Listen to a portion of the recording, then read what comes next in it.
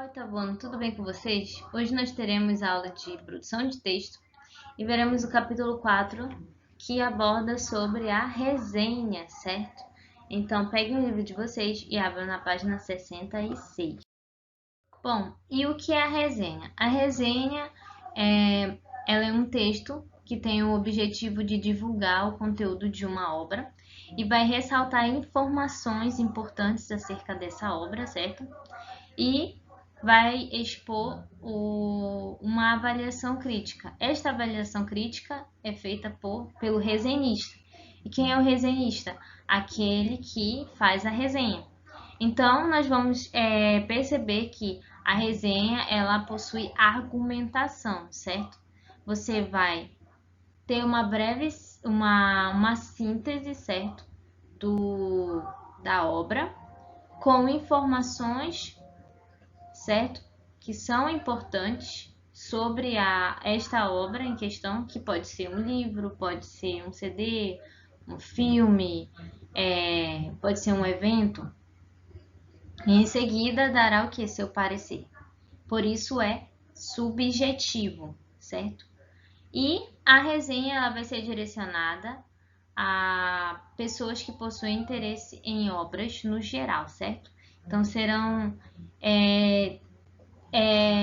direcionado a pessoas que querem saber um pouco sobre aquela obra e saber uma avaliação, se é boa ou ruim, certo? Então, a partir da resenha, nós teremos como ponderar se aquela obra em questão, objeto da resenha, ela é uma obra boa ou ruim, certo? E algo importante, qual é a diferença da sinopse para a resenha? Nós estudamos sobre a sinopse, certo? Que a sinopse ela é uma síntese de uma obra e que nela possui o que? Uma ficha técnica. No entanto, na sinopse nós não teremos argumentação, que é essa avaliação crítica. E na resenha nós teremos, certo? A diferença é que na resenha terei o que? A avaliação crítica sobre aquela obra, certo? Bom, e quais são as características e a estrutura da resenha? A resenha, ela terá o quê? Um breve resumo da obra em questão, como nós já conversamos anteriormente. Terei o posicionamento crítico do resenhista, certo? Lembrando que se eu estou fazendo uma crítica, certo? Lembrando que crítica não quer dizer que vou falar que aquilo é ruim, mas você vai fazer uma análise, certo? Esta obra, se esta obra é boa por isso, isso e isso, certo? Quais são os elementos, quais são os pontos positivos que lhe levam a achar que a obra é boa, certo? E que as outras pessoas devem ler, assistir, porque pode ser um livro, pode ser um filme, certo? E se há um posicionamento crítico, há o quê? A argumentação, certo? Então, você vai pôr sua avaliação, mas você não pode somente pôr se é bom, mas diga por que é bom, articulando com elementos, certo? Da obra em questão. A resenha pode ser crítica ou descritiva. Esses são os tipos de resenha. Então, eu posso ter uma resenha crítica, em que eu terei a avaliação, certo? O resenista ele vai expor a opinião dele, vai pôr uma análise, a crítica dele acerca da obra e na descritiva a diferença é que será feita uma descrição, certo? Uma exposição sobre a obra e o julgamento que será feito é o julgamento de verdade. E o que seria isso? É apenas a avaliação em cima daquilo que o autor põe, certo? Daquilo que está na obra. fica sempre em torno da obra, não se sai dela, certo? Diferente da resenha crítica, em que, como o nome sugere, certo? Como o próprio nome já nos mostra, eu farei o quê? Uma avaliação crítica. Eu irei pôr a minha posição e argumentação. Na resenha descritiva eu não tenho esta argumentação, certo? É somente em cima daquilo que o autor põe em sua obra, a obra objeto da resenha, certo? Então não terei essa argumentação desta forma. Bom, e a resenha ela terá elementos coesivos. E quais são os elementos coesivos? Vou ter preposições, certo? Como um dos elementos coesivos. Terei também conjunções, advérbios, certo? E as locuções dessas classes de palavras também. E por que que elas são elementos coesivos? Porque elas ligam, certo? Um parágrafo a outro, uma ideia a outra, dando coesão ao texto, certo? Então, por isso é importante haver os elementos coesivos. Eles estão presentes na resenha. E a resenha também será escrita na terceira pessoa do singular, certo? Você não se pode escrevê-la na primeira pessoa, certo? E além disso, a estrutura da resenha eu terei o título, e esse título ele tem que ser um título em que sugere e põe aquilo que será tratado, certo? Que tem uma relação com a obra, que mostre sobre o que você vai tratar, que aspecto você vai tratar daquela obra. Deve ter a referência bibliográfica. E qual é essa referência bibliográfica? A referência do livro ou do filme que está sendo resenhado. Informações bibliográficas do autor, ou seja, das obras, das obras do autor, certo? Além daquela, outras obras que ele possui, certo? A síntese da obra e a análise crítica, certo? Então, para nós observarmos melhor esta estrutura e estes elementos, vamos ler a resenha da página 67 do filme 7 minutos depois da meia-noite. Então vamos lá. 7 minutos depois da meia-noite, 2016. Drama sem melodrama, tragédia sem comédia. Então aqui eu tenho o meu título, que me sugere que já me mostra um pouco sobre o que o resenista vai tratar, certo? O aspecto que ele vai tratar da obra em questão. Como filme, não há inovação, mas a experiência do drama fantástico é valiosa em sua mensagem. Apesar de previsível, o plot tem contundência no trágico discurso. Não são raras as obras em que o drama caminha em direção ao melodrama piegas. Se trágico, abusa do humor para mitigar a tristeza. Não é esse o caso de 7 minutos depois da meia-noite, extremamente triste e sem concessões do gênero drama. O enredo tem por metodologia o uso de uma fantasia para tratar da tristeza. O protagonista, Connor, é uma criança que precisa enfrentar dois grandes problemas na sua vida: bullying na escola e familiares que não conseguem dar o afeto que ele deseja.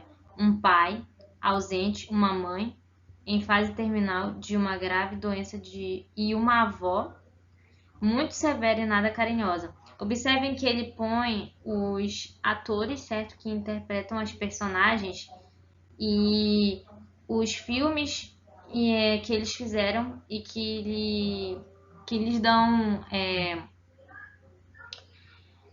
os filmes que eles são conhecidos. Por exemplo, temos o ator Lewis McDougall, que fez o que? Peter Pan, certo? Então ele põe ao lado da personagem o nome do ator ou da atriz que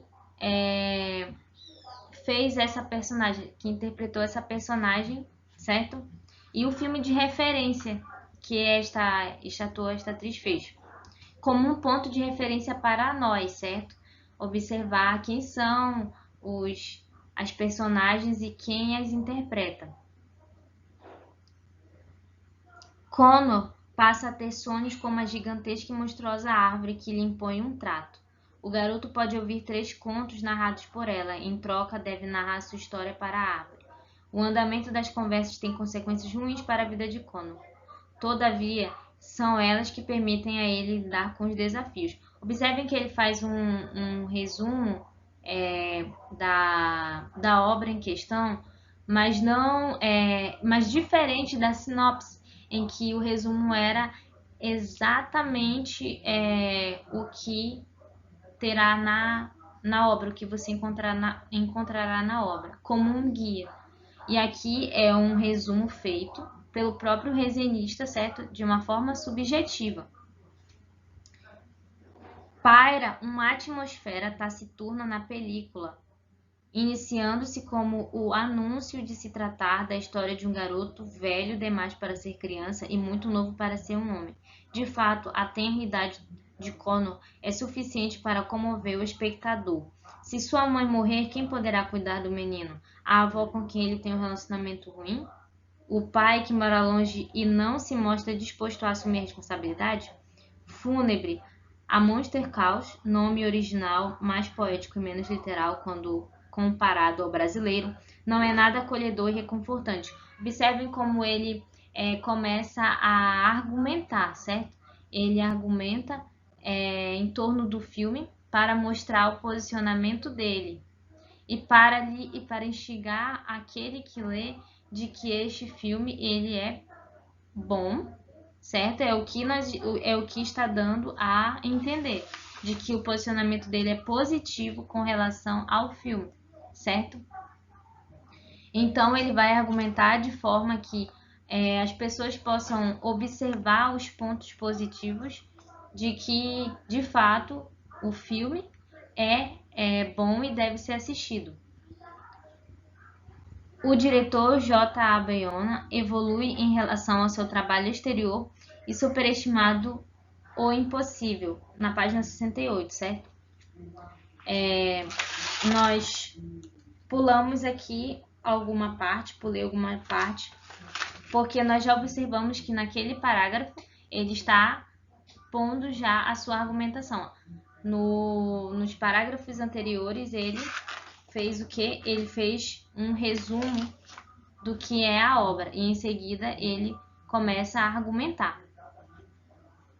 Evolui em relação ao seu trabalho anterior, o superestimado ou impossível. A despeito de não excluir os clichês do drama, a chuva enquanto representação da tristeza, por exemplo, e de alguns momentos que sugerem a destruição como o escapismo infantil, a estética do filme é primorosa. Ponto positivo, ele diz que está dizendo que a estética é boa, certo? A direção de arte acerta nos cenários, outro ponto positivo. Então nós vamos observando que o posicionamento do resenista é positivo com relação à obra. Uma cidade cinzenta e nublada, um monstro que reside em um local bastante sugestivo, o quarto de Connor repleto dos seus desenhos nas paredes, uma residência tradicional britânica, artefatos de cerâmica, paredes e mobiliário em tons pastéis, relógios antigos. Também é certeira na caracterização das personagens, em especial a mãe e o monstro. Então ele argumenta sobre esses pontos positivos e ele nos traz esses pontos positivos. Isto é a argumentação. Você pegar os elementos, você não somente dizer que é aquilo, mas mostrar por que é aquilo, certo? Felicity Jones, em interpretação comedida como tinha de ser, ostenta penteado e maquiagem condizentes com uma pessoa naquele estado de saúde, certo? E o ator mirim Levis McDougall tenta ensinar atuação para Toby Kebbell, provavelmente em vão, perdoável, já que Sigourney também não está inspirada. Por sua vez, o monstro é uma atração à parte, lições edificantes, ainda que duras, ótimos efeitos visuais e a voz imponente de Liam Neeson. Nisson, busca implacável, agressivo, mas solidário, sábio, mas assustador. A voz de Nisson e os olhos expressivos fazem da personagem o que o longa tem de mais marcante, além do seu discurso que chega a invocar Platão, mundo sensível versus mundo inteligível. O monstro acompanha o design de produção sombrio em viés diverso do de Tim Burton, afastando-se do carisma e da empatia de Groot, Guardiões da Galáxia. Visualmente similar e de BFG, o Bom Gigante Amigo. Funcionalmente semelhante. O ápice visual da película é o que? Filme, certo? É um sinônimo. Reside justamente nos efeitos visuais, em especial nas maravilhosas animações que simulam a aquarela. Destaque também para a montagem nesses momentos que adotam o elemento de um plano como conectivo para o seguinte. O objetivo do filme não foi reinventar a roda. Na verdade, o plot é previsível por completo. Porém, é inegável a sua contundência. Por maior que seja o sofrimento resultante, a verdade é inafastável e aceitá-la é o melhor caminho. Também é preciso mencionar a fidelidade em relação às próprias premissas, jamais cedendo para atenuantes dramáticas ou pieguices hollywoodianas. Se não é um filme muito inovador, o drama fantástico é uma experiência valiosa em sua mensagem. Então, observem como o resenhista, primeiro, no primeiro parágrafo, ele falou sobre o filme, certo?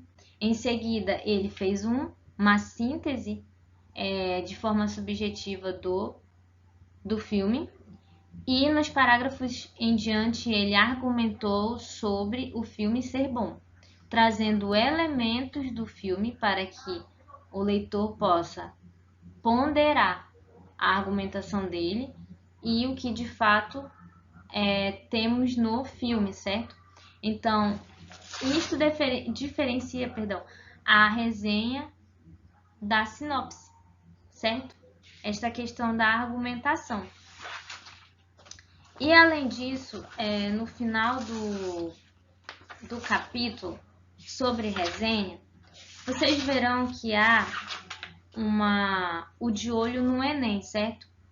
Em que serão expostas instruções acerca da redação, certo?